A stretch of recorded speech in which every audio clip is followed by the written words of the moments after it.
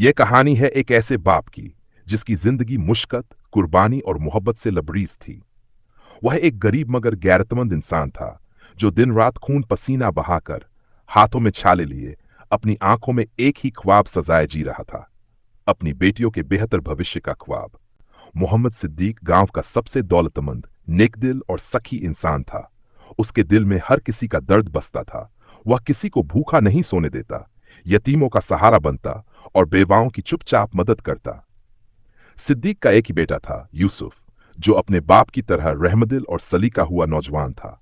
सिद्दीक की बीवी भी एक नरम मिजाज, बर्दबार और समझदार औरत थी। उनके घर की फजा हमेशा मोहब्बत और खुदा के शुक्र से महकती रहती। सिद्दीक की जिंदगी में सब कुछ था, लेकिन एक कमी थी, एक बेटी की। सिद्दीक अक्सर रात को तन्हा आसमान की तरफ देखकर कहा करता, या अल्लाह, अगर तू मुझे एक बेटी अता कर दे तो मैं उसे अपनी जान से बढ़कर चाहूंगा। उसके निकाह पर मैं उसे जहेज में कायनात की हर चीज दूंगा। एक रात तहज्जुद के वक्त वह जाए नमाज पर बैठा, आंखों में अश्क लिए, दिल की गहराई से अल्लाह से एक बेटी की दुआ मांगता है। उसने नजर मानी, या रब, अगर तू मुझे बेटी अता करेगा तो मैं उसके निकाह के वक्त ऐसा जहेज दूंगा जिसमें कुछ कम न हो। मैं अपनी दुनिया भी उस पर वार दूंगा। और फिर कुदरत ने सिद्दीक की पुकार सुन ली। कुछ ही महीनों बाद सिद्दीक के घर सिर्फ एक नहीं बल्कि 3 जुड़वा बेटियों का जन्म हुआ। पूरे हवेली खुशी से गूंज उठी। सिद्दीक की आंखों से आंसू बह रहे थे, लेकिन वह आंसू दुख के नहीं, शुक्र और खुशी के थे। सिद्दीक ने इस खुशी में पूरे गांव की दावत की, लेकिन लोग उसे खुश देखकर हैरान होते रहे। मैंने जब उससे सवाल किया, अरे सिद्दीक मियां, बेटी पैदा होने पर तो बड़े बड़े बादशाह परेशान हो जाते हैं। तुम्हारे घर तो 3 एक साथ बेटियां पैदा हुई हैं, तुम किस बात पर इतना खुश हो? सिद्दीक ने मुस्कुराकर जवाब दिया, अरे भाई, जब अल्लाह अपने किसी बंदे पर खुश होता है तो उसे बेटी से नवाजता है। मैंने तो अल्लाह से सिर्फ एक बेटी मांगी थी, अल्लाह ने मुझे 3 बेटियों से नवाज दिया, तो फिर सोचो अल्लाह मुझसे कितना खुश है। उसका ये जवाब सुनकर लोग चुप रह गए। तीनों बेटियां आहिस्ता आहिस्ता बड़ी हो रही थीं। उनके चेहरे पर मासूमियत के दीप जलते और सिद्दीक के लिए यही दीप उसकी जिंदगी की रोशनी थे। जब बेटियां स्कूल जाने की उम्र को पहुंची तो सिद्दीक ने थोड़ी सी जमा पूंजी खर्च करके गांव के एक अच्छे स्कूल में उनका दाखिला कराया। यूसुफ, सिद्दीक का अकलौता बेटा, अपनी बहनों पर जान छिड़कता था। जब भी स्कूल का वक्त होता वह बहनों के बैग खुद उठा लेता, और अगर कोई बहन थक जाती तो उसे कंधों पर बिठाकर स्कूल ले जाता। गांव के लोग अक्सर यूसुफ को देखकर रश करते कि ऐसा भाई हो तो बेटियों का नसीब रोशन हो जाता है। घर में खुशियों का मौसम था। सिद्दीक की बीवी हर सुबह बेटियों के बाल संवारती, यूसुफ उनके जूते पहनाता और सिद्दीक दरवाजे पर खड़ा होकर दुआएं देता। ये छोटे छोटे लम्हे उनके लिए दुनिया की सबसे बड़ी दौलत थे। लेकिन खुशियों का ये मौसम ज्यादा देर ठहर न सका। एक शाम आसमान पर सियाह बादल छा गए, तेज हवाएं चलने लगीं। गांव के लोग बेचैन हो गए। रात भर तेज बारिश होती रही। सुबह होते ही नहर के किनारे रहने वाले घरों की तरफ खतरे की घंटी बजने लगी। नहर का बंध टूट चुका था और गांव की तरफ एक जोरदार बाढ़ आ रही थी। सिद्दीक का घर नहर के बिल्कुल करीब था। उसने फौरन अपनी बीवी और बेटियों को जगाया, यूसुफ को आवाज दी। सब कुछ छोड़ छाड़ कर जान बचाने की कोशिश में निकले। बाढ़ की आवाज करीब आ रही थी, पानी का शोर, चीखो पुकार और हर तरफ भागते लोग। सिद्दीक ने बेटियों को गोद में लिया, बीवी का हाथ थामा और यूसुफ का हाथ पकड़कर तेजी से भागने लगा। लेकिन फिर एक लम्हा आया जब पानी की एक तेज लहर ने सब कुछ बदल दिया।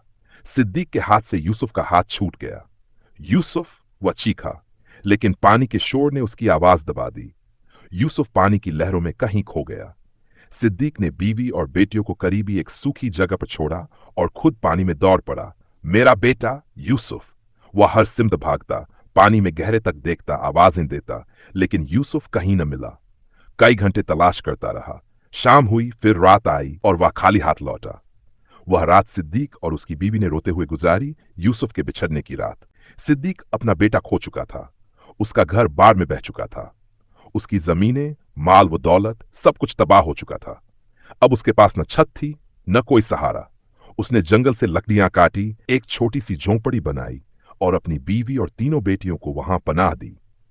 सिद्दीक अपने एक करीबी दोस्त के पास गया और उससे कुछ पैसे उधार मांगे, लेकिन वह बहाने बनाने लगा। अभी मेरे अपने हालात ठीक नहीं, और अगर तुम्हें मैं पैसे उधार दे भी दूं तो तुम वापस कैसे करोगे? सिद्दीक, जो पहले ही कई गमों को दिल में दबाए बैठा था, उसका ये जवाब सुनकर जैसे छोटे छोटे टुकड़ों में टूट गया था। अब सिद्दीक का दिल बिल्कुल नहीं मान रहा था कि वह किसी के सामने जाकर हाथ फैलाए। चलते चलते वह मस्जिद के पास से गुजर रहा था। उसने वुजू किया और नमाज अदा की। नमाज पढ़कर अभी फारिग ही हुआ था कि इमाम मस्जिद सरकार की तरफ से मिला हुआ राशन का थैला, जो सिद्दीक के हिस्से का था, उसके पास लाकर रखा और सिद्दीक के पास बैठकर कहा, यह तुम्हारा हिस्सा है सरकार की तरफ से। सिद्दीक ने दिल ही दिल में अल्लाह का शुक्र अदा किया। इमाम मस्जिद ने उसके कंधे पर हाथ रखकर कहा, अल्लाह तुम्हें सिर्फ इस दुनिया में नहीं बल्कि अगली दुनिया में भी खुश देखना चाहता है। कभी हिम्मत हारने लगो तो बेटियों की शक्ल देखना, खुद ब खुद दोबारा हिम्मत आ जाएगी। धलके में जब सूरज की किरणें आसमान पर लर्जती रोशनी की मांद फैल रही थीं, सिद्दीक राशन का बैग हाथ में थामे गांव की सुनसान गलियों से गुजर रहा था। चेहरे पर एक मध्यम सी मुस्कुराहट थी, लेकिन जैसे ही उसे अपने बेटे यूसुफ की याद आती, वह मुस्कुराहट तरफ में बदल जाती और आंखें नम हो जातीं। जब वह झोंपड़ी के पास पहुंचा तो बेटियां दौड़ती हुई बाप के गले लग गई। सिद्दीक ने बारी बारी तीनों को गोद में उठाया, उनके चेहरों को चूमा और दिल ही दिल में शुक्र अदा किया कि अभी कुछ बचा है जो जिंदगी को जीने के लायक बनाता है। उसकी बीवी ने राशन का बैग देखा तो सजदाए शुक्र अदा किया। जल्दी से चूल्हा जलाया और पहली बार कई दिनों बाद झोंपड़ी में खाने की खुशबू फैली। अगली सुबह सूरज निकलने से पहले ही सिद्दीक बेदार हो गया।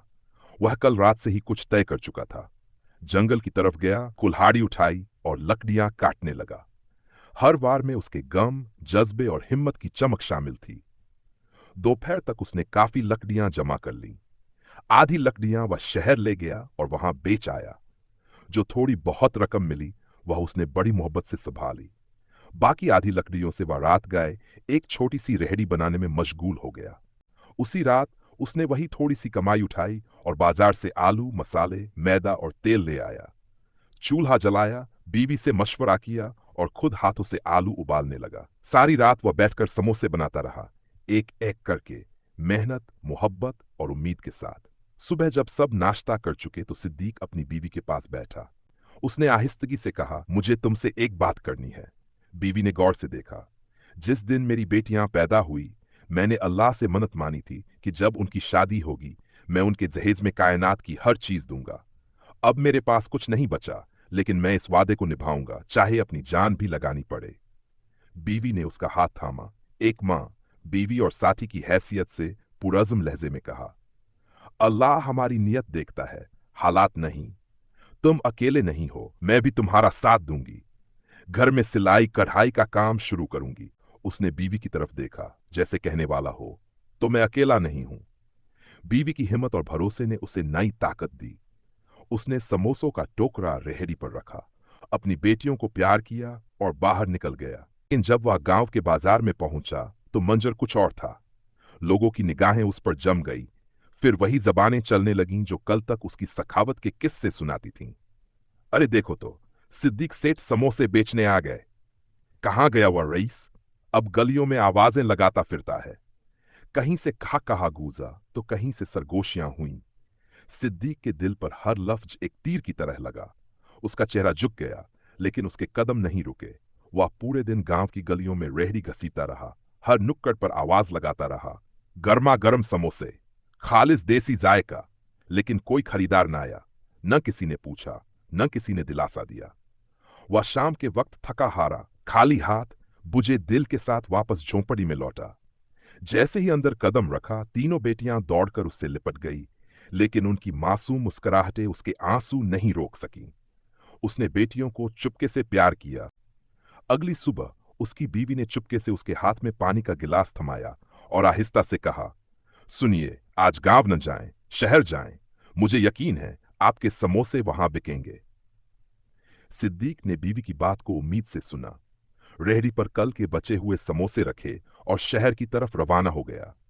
शहर पहुंचकर उसने एक सड़क किनारे छोटे से सायेदार कोने में रेहड़ी खड़ी की और बुलंद आवाज में पुकारने लगा, समोसे ले लो, गरम गरम समोसे।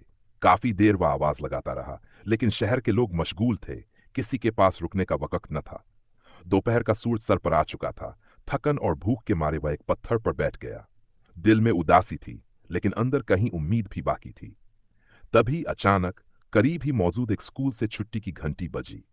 जैसे ही दरवाजे खुले, बच्चों का हुजूम बाहर निकला। कुछ बच्चों ने सिद्दीक की रेहड़ी देखी और खुशी से शोर मचाया। समोसे वाला आया है। एक बच्चा आया, फिर दूसरा, फिर एक के बाद दूसरा। देखते ही देखते रेहड़ी के सारे समोसे बिक गए। सिद्दीक हैरत में भी था और खुशी में भी। दिल की धड़कन तेज हो गई, जैसे दुआ कबूल होने की गवाही दे रही हो। शाम को जब वह घर वापस पहुंचा, तो चेहरे पर रोशनी थी, जैसे दुखों के बादल कुछ हटे हों। बीवी ने जैसे ही उसके हाथ खाली देखे पूछा, क्या आज सब समोसे बिक गए? सिद्दीक ने मुस्कुराकर इब्रात में सर हिलाया। बीवी की आंखें चमक उठीं। सिद्दीक ने कहा, अगर तुम कोई सिलाई या कढ़ाई का काम करो तो मुझे देना, मैं शहर ले जाकर बेचूंगा। सिद्दीक की जिंदगी एक नई डगर पर चलने लगी थी। वह रोजाना सुबह सवेरे समोसे और बीवी के कढ़ाई किए हुए खूबसूरत रुमाल लेकर शहर का रुख करता। शाम डले जब वह वापस आता, तो थकन के बावजूद चेहरे पर इत्मीनान की चमक होती। दिन तेजी से गुजरते जा रहे थे। एक दिन वह शहर के एक मजबूत बाजार में अपनी रेहड़ी लगाकर समोसे बेच रहा था और साथ साथ रुमाल भी सामने रखे थे। अचानक एक साफ सुथरा लिबास पहने नफीस सा शख्स उसके पास आया। वह एक कढ़ाई वाला रुमाल हाथ में लेते हुए बोला, भाई ये कितना है? सिद्दीक ने आजिजी से जवाब दिया, 5 रुपये का। वह शख्स हैरत से बोला, इतना खूबसूरत हुनर और इतनी मामूली कीमत। फिर वह सिद्दीक के करीब आया और बोला, मेरी इसी शहर में कपड़ों की बड़ी दुकान है। अगर तुम हर हफ्ते मुझे 100 रुमाल दे सको तो क्या कर सकोगे? सिद्दीक का दिल खुशी से झूम उठा। उसने फौरन कहा, जी बिल्कुल कर सकता हूं। आपको कब तक चाहिए? जब तैयार हो जाएं, मेरी दुकान पर ले आना। ये लो पता। यह कहकर वह शख्स पता लिखकर सिद्दीक के हाथ में थमाकर चला गया। सिद्दीक जल्दी से अपना सामान समेटकर शाम को घर पहुंचा। जैसे ही उसने दरवाजा खोला, खुशी से बीवी को आवाज दी, अल्लाह ने हमारी मेहनत सुन ली। फिर सारी बात तफसील से सुनाई। बीवी के चेहरे पर भी खुशी की लहर दौड़ गई। उन्होंने रात भर रुमाल तैयार करने की मंसूबाबंदी की। 2 दिन बाद सिद्दीक ने 100 रुमाल तैयार कर लिए और शहर रवाना हुआ। दुकान दरअसल बहुत बड़ी थी। अंदर हर तरफ ग्राहकों का रश, रंग बिरंगे कपड़े और खुशबुएं थीं। सिद्दीक को देखकर वही दुकानदार मुस्कुराया और गर्मजोशी से इस्तकबाल किया।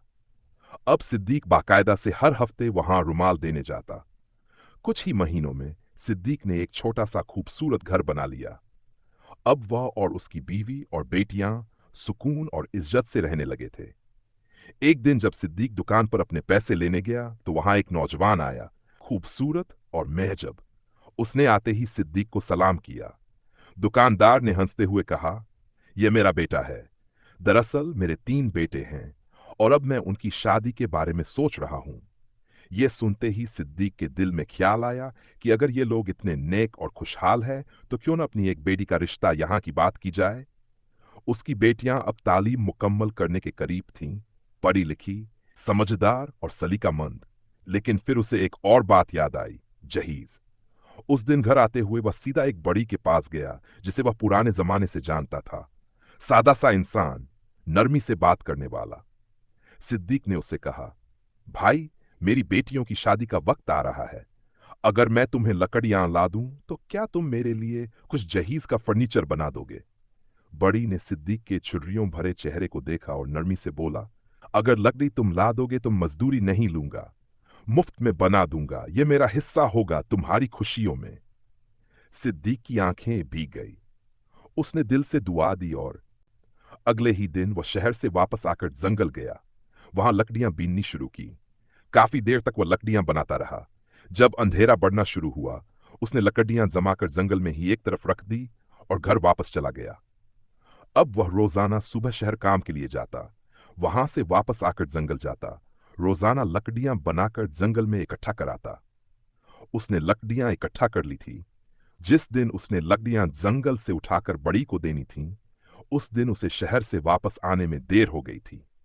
जैसे ही वह गांव पहुंचा, उसने देखा कि गर्मी ज्यादा है और जंगल में हर तरफ आग लगी हुई है। ये देखकर उसके होश उड़ गए। वह भागाता हुआ जंगल में गया और अपनी लकड़ियां बचाने की कोशिश करने लगा। जो अक्सर जल चुकी थीं। लोग उसे रोकते रहे, लेकिन वह लकड़ियां बचाने की कोशिश करता रहा। उसका जिस्म काफी झुलस गया था। उस दिन सिद्दीक जब जंगल से झुलसे हुए जिस्म और टूटे हुए हौसले के साथ घर लौटा, तो सीधा अंदर कमरे में चला गया। दरवाजा बंद करके अंदर से कुंडी लगा दी। वह कुछ लम्हे खामोश बैठा रहा, फिर जैसे दिल का बोझ अल्फाज से बाहर फूटने लगा। कुछ देर बाद सिद्दीक की बीवी ने दरवाजे पर आहिस्ता से दस्तक दी। सिद्दीक, दरवाजा खोलो। कुछ न कहो, बस दरवाजा खोलो। अंदर से हल्की सी कुंडी खुलने की आवाज आई। सिद्दीक ने दरवाजा खोला और खामोशी से वापस बैठ गया। बीवी ने आहिस्तगी से आकर उसके कंधे पर हाथ रखा। उसकी आवाज धीमी मगर मजबूत थी। अल्लाह ने हर मुश्किल में हमारा साथ दिया है। ये आग भी हमारी हिम्मत को जला नहीं सकती। अल्लाह आगे भी रास्ता निकालेगा। सिद्दीक ने कुछ न कहा, बस सर झुकाए बैठा रहा। उसी वक्त तीनों बेटियां आहिस्ता आहिस्ता अंदर आईं। उनके छोटे छोटे कदमों में खौफ था और आंखों में आंसू। वह खामोशी से आकर अपने बाप के पास बैठ गई। सबसे छोटी बेटी ने आहिस्ता से उसका झुलसा हुआ हाथ पकड़ा, फिर बड़ी बेटी ने उसके गले में बाहें डाल दी। सिद्दीक ने जैसे होश में आकर तीनों को अपने सीने से लगा लिया और फूट फूट कर रोने लगा। रात बहुत भारी गुजरी, लेकिन सुबह एक नई उम्मीद लेकर तलुआ हुई। उस दिन सिद्दीक शहर न गया। वह अब भी थका थका, दर्द में डूबा हुआ घर में ही था। सूरज कुछ ऊपर चढ़ा ही था कि दरवाजे पर दस्तक हुई। सिद्दीक, जो चुपचाप आंगन में बैठा था, चौंक गया। सिद्दीक उठा और दरवाजा खोला तो सामने का मंजर देखकर हैरान रह गया। दुकानदार, जिसे वह हफ्तावार रुमाल दिया करता था, अपने तीनों बेटों के साथ दरवाजे पर खड़ा था। दुकानदार ने मुस्कुराकर कहा, क्या यही खड़े रखोगे या अंदर बुलाओगे? सिद्दीक की आंखें फैल गई। हैरत और खुशी का अमजाज चेहरे पर छा गया। वह जल्दी से पीछे हटा। आइए, अंदर आइए। बीवी ने जल्दी से बेटियों को बुलाया, पानी लाया और बैठ का इंतजाम किया। दुकानदार ने सिद्दीक से उसका हाल चाल पूछा। कुछ देर बाद दुकानदार, जिसने घर में दाखिल होते ही सिद्दीक की बेटियों को देख लिया था, सिद्दीक से पूछा, कितनी बेटियां हैं तुम्हारी? सिद्दीक ने हिचकिचाते हुए जवाब दिया, 3 बेटियां हैं मेरी। कुछ दिन पहले ही पढ़ाई पूरी की है तीनों ने। दुकानदार बोला, आया मैं तो तुम्हारा हाल चाल पूछने था, पर अब मैं तुम्हारे घर की इज्जत को अपने घर की इज्जत बनाना चाहता हूं। मैं तुम्हारी तीनों बेटियों का रिश्ता अपने बेटों के लिए मांगता हूं। सिद्दीक ये सुनकर बहुत खुश हुआ, लेकिन अगले ही लम्हे उसकी मुस्कुराहट उदासी में बदल गई। दुकानदार ने वजह पूछी तो सिद्दीक ने उसे अपनी मन्नत का बताया और अत्यधिक उदास होकर बोला, मैं कुछ भी नहीं कर पाया। दुकानदार बोला, तुमने तो सच में बेटियों को पूरी कायनात तोहफे में दी है। पढ़ लिख, तमीदार, अच्छे अखलाक वाला इंसान चाहे तो पूरी कायनात खरीद सकता है। और इमाम अहमद हंबल का फरमान है, बेटी को अगर सिर्फ कुरान मजीद तोहफे में दे दिया जाए तो समझो बेटी को पूरी कायनात जहेज में दे दी। सिद्दीक ने यह सुनकर सुकून का सांस लिया। दुकानदार ने उसी दिन शादी की तारीख तय कर दी, जो 2 हफ्तों बाद की थी। दुकानदार और उसके बेटों के वहां से जाते ही सिद्दीक ने बेटियों को गले लगाया और प्यार से उनका माथा चूमा। उसके बाद बीवी को मुबारकबाद दी। फिर उसने जगह नमाज बिछाया और अल्लाह का शुक्र अदा किया। अभी वह दुआ मांगकर फारिग ही हुआ था कि दोबारा दरवाजे पर दस्तक हुई।